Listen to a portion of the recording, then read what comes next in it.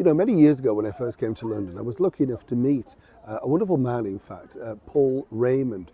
Now, if you don't know who Paul Raymond was, he was sort of infamous. He was kind of like our Hugh Hefner of the time. But when you're young, you're really green and a little bit stupid, aren't you? And you've got no idea.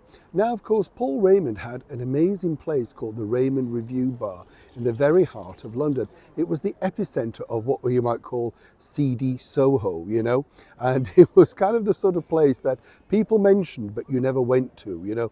Oh, you don't go into Soho, no, not on your own, particularly at your age, that sort of thing. But he also had a bar. And he also had performers and singers and dancers and stuff like that. And way back, there used to be these little adverts in the back of a newspaper called The Stage, where you could go and get auditions and stuff like that. That's how I ended up meeting him. Went for an audition to be a singer at Raymond's Review Bar. Yes, it was titillating, shall we say. Topless dancers, all sorts of things going on in the background. But as I say, when you're a bit young, you're a bit clueless, aren't you? Thinking, well, this looks all right. And remember, you know, I often say this, I know on the show, but there was no internet. So you couldn't really find anything out. And when you asked anybody about Raymond's Review Bar or Raymond or Paul Raymond, they were like, oh, you know. Turns out, you see, Paul Raymond was a very shrewd, clever man, had made a fortune into this particular market, unbeknown to me, of course. Now, what was interesting was we ended up becoming quite chummy, and obviously I'm very young. He knew the North very well, and obviously I'd come from the North, and we were chatting away about all sorts of stuff. And he told me exactly how he got going. And I wanted to share this with you because it just shows that nothing's new, everything's entrepreneurial, and it's in the moment in time. When you think about it now, we have big shows, don't we, around the world, like Britain's Got Talent, American Idol, of which I've appeared on, I might point out, and also things like X Factor, all those big talent shows that everybody, when you're young, you want to appear on, but nothing's new. We've always had them, new faces, opportunity knocks, that sort of stuff. But Paul Raymond was doing it bigger and better way back in the 1950s. You see, he started what they call double disc, and stars in your eyes and stars in their eyes and stuff like that. And this was literally not even lookalikes as such, but basically you had a passing sort of resemblance to Frankie Lane or Eddie Fisher, Frank Sinatra. Now you could either sing the song or you could go on stage and mime to it. Absolutely, I'm not kidding you.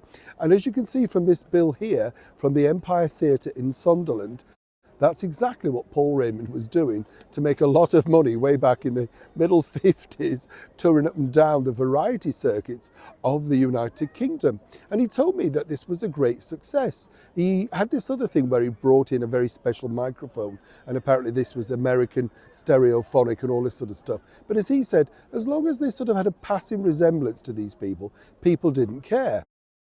And in order to get round the problem of using this particular, miming or whatever you wanted to call it, basically what he did was he played elements of the soundtrack of a latest movie, maybe starring Howard Keel and Anne Blythe singing Rose Marie. So there was a sort of cinematic element to it as well.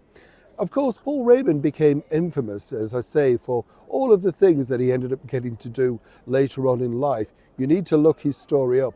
It's fascinating, and his empire is still run, as it, well, sort of is still today, by his daughter. His granddaughter. Now, what's interesting there is Raymond's Review Bar, if you ask anybody of a certain age, particularly from the 50s onwards, right through until probably the middle 90s, it was infamous. But the real scent of where Paul Raymond made all of that money, all of those years ago, was quite frankly here. Double disking it with look-alike, sound-alike, maybe not even look-alike singers, raking in a fortune on Britain's UK variety circuit. What a way to start, and certainly what a way to end. He became the richest man in Soho, owning so much land and so much ground. Even today, nobody's quite sure how much wealth he left behind. Neil Shawn, Hyde Park, London.